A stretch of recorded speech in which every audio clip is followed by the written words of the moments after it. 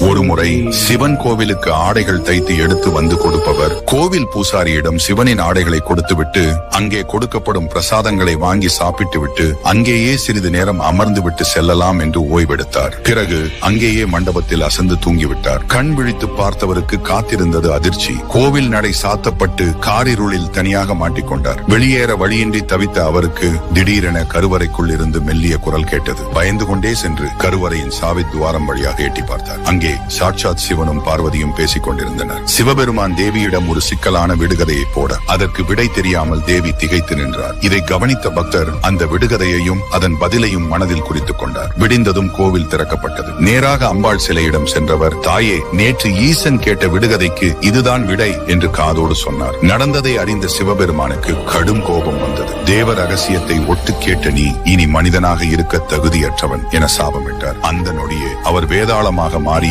முருங்கை மரத்தில் தலைகீழாக தொங்கவிடப்பட்டார்.